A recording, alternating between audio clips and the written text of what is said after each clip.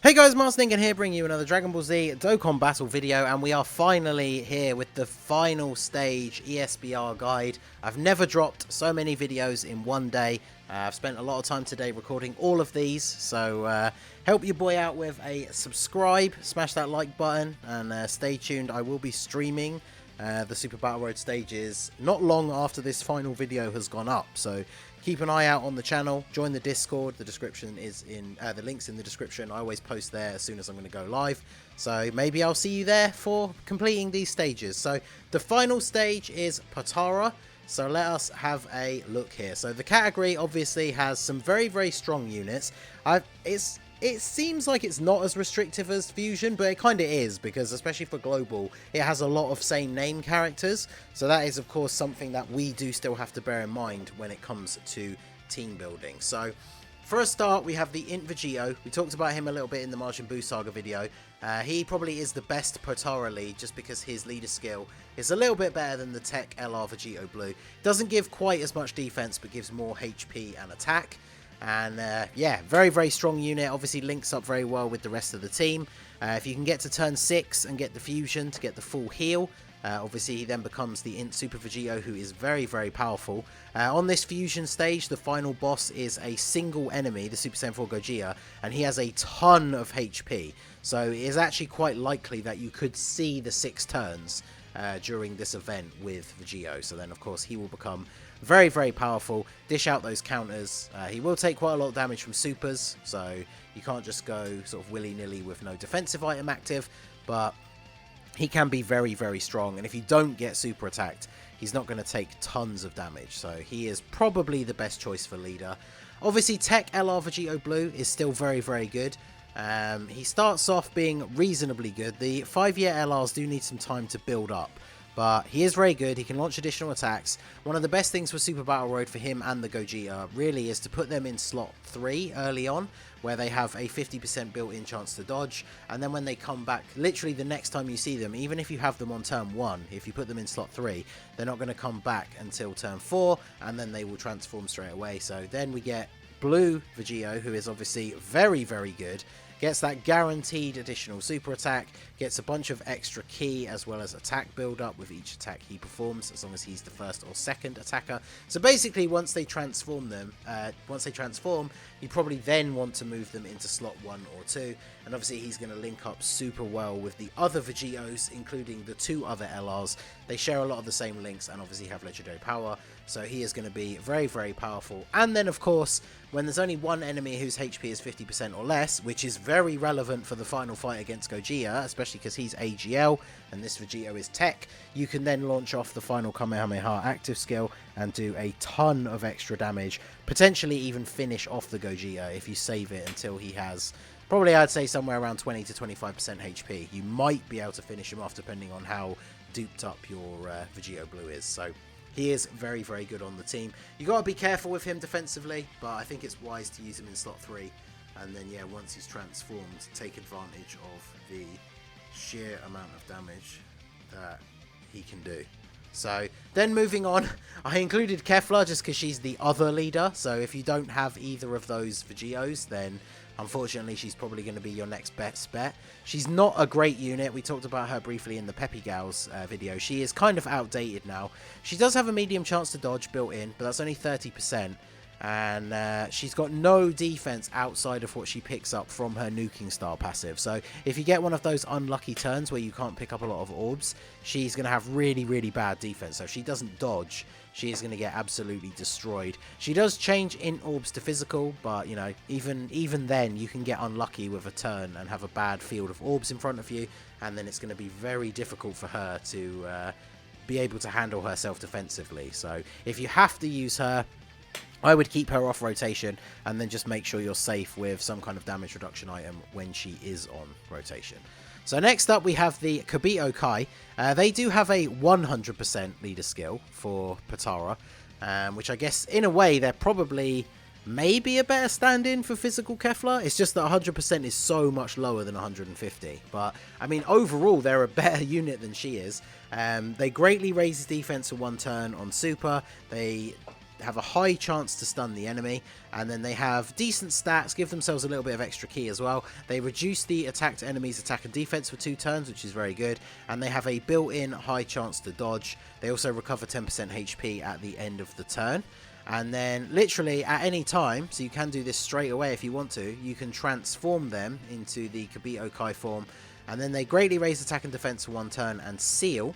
And then they get 3 ki, 150 to attack and defense, all enemies attack and defense minus 20, and stuns the attacked enemy for 2 turns once only. So they only get 1 stun guaranteed, but they do seal on super, and they passively lower all of the enemy's attacks. So this is quite a useful ability.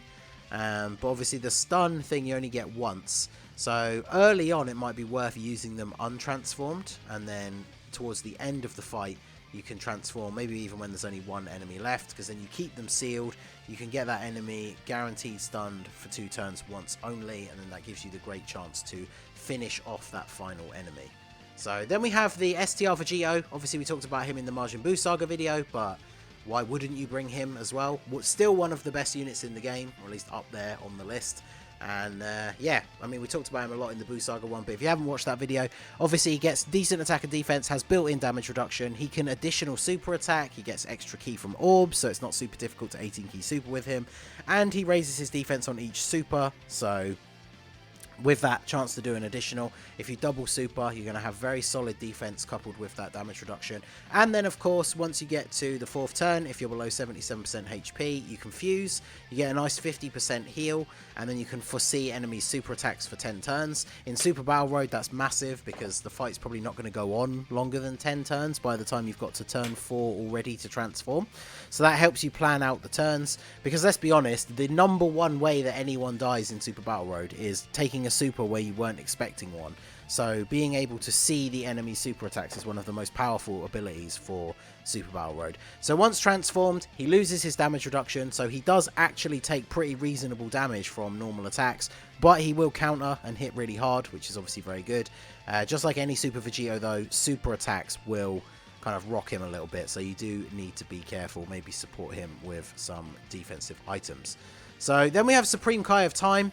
We have mentioned her previously as well, but she's just one of those units that fits super well on every team, because she gives all allies 3 ki and 30% to stats, which is really good. She also gives them a crit chance of 12% and has a great chance of doing an additional 12% attack support and a great chance of 12% defense support. So if you get the good RNG, that's 42% for both, and the 12% crit, all very, very good. And she massively raises defense on 1 turn, which is 100%.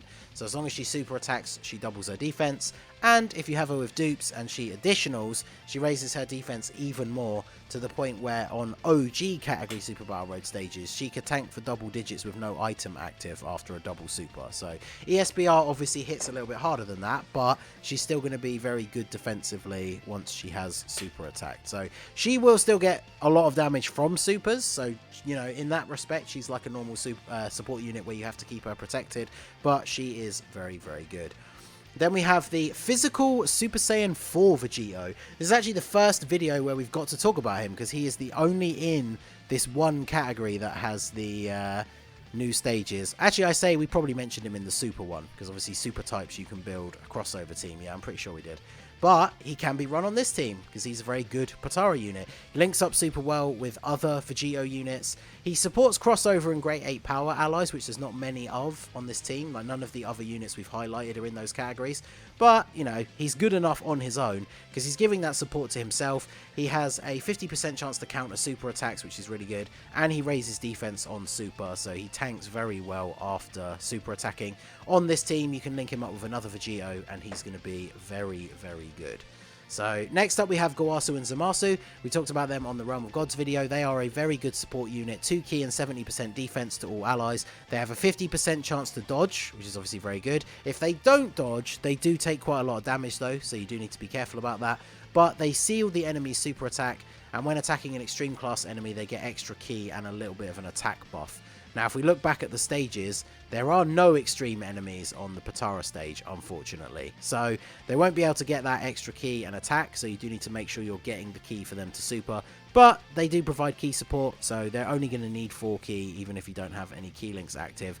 Which, with this team, there's not a lot of ki links that you will actually be able to activate. But they're still very, very useful. 70% defense is a lot, especially when you have units like, say, that Super Saiyan 4 Vegito on rotation, and he's supering and raising his defense. This extra 70% buff rolled into his total is going to give him incredibly high defense, and he's going to tank really, really well. And then, of course, the man himself, Physical Vegito Blue. He is an insanely good link partner with Super Saiyan 4 Vegito as well. So those two together work really, really well. Obviously, we all know what this guy does at this point. He can launch off many, many super attacks in one turn if you get the right RNG. And every single one greatly raises his attack and defense. So if he gets a couple of super attacks off, he will be tanking for double digits. His counters that he throws back will be hitting really hard, especially if you get crits. So if you line this guy up in front of a whole bunch of attacks and he multiple supers, and then you're lucky enough for him to not get supered himself, he will tear the enemy line to shreds with all of those counters, especially if you're getting crits. And you know, the multiple supers are going to start to build up damage overall as well. So he is an incredibly powerful unit. So looking back at Potara, obviously we do have some extreme units, but unfortunately, just like Realm of Gods, they don't work super well unless you're using them together. And units like the Zamasu, he can be good, but he needs a really good link partner. Int Rose can be good as well, but I just don't think they make a strong enough rotation on this team over some of the super type units. Obviously, there's a couple of other Vegitos that we talked about in the other video. AGL Super Vegito, Candy Vegito, they can all be very useful as well. Tech Vegito Blue is kind of outdated now. Defensively, he's very bad, but he could still, you know, get off a few supers and deal some damage. But of course, with Global not having the same name update, I definitely think the physical one is better. We do have the Str Kefla as well. I guess we could have talked about her. We talked about her on the Peppy Gals one. She can be good, but you do need to get 6 key orbs in order for her to be able to dodge. And sometimes it can be very difficult. Like, there'll be plenty of times where you're stuck in a situation where even the best you can get is like 5 orbs, which can be good in most scenarios, but you need 6 for her to be able to have that built-in dodge. And if she doesn't get it, she will take quite a bit of damage, especially at 55%.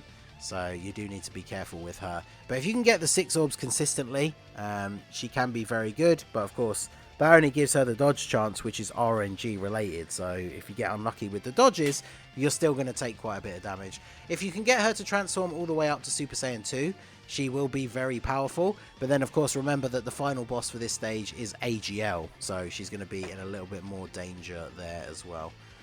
There's also this AGL Vegito from the World Tournament. He got pretty good after his awakening, but because he's a base form Vegito, you have to use him over the Tech LR, which I don't think I ever would for pretty much any event, let alone Super Battle Road. So he's probably not the best choice. And then Vegito Blue, the LR, of course, replaces another Vegito Blue. And whilst he can be really, really good in long events, he's not ideal for Super Battle Road. He can still work, absolutely, and he's a good free-to-play option. But I would probably bring the physical one as my first choice. So there you go, Potara, a smaller category, but tons of very powerful units. Let us know down below, what is your team build going to be for the Potara stage? Any units you think I should have talked more about, let me know, and we will continue the discussion further in the comments section.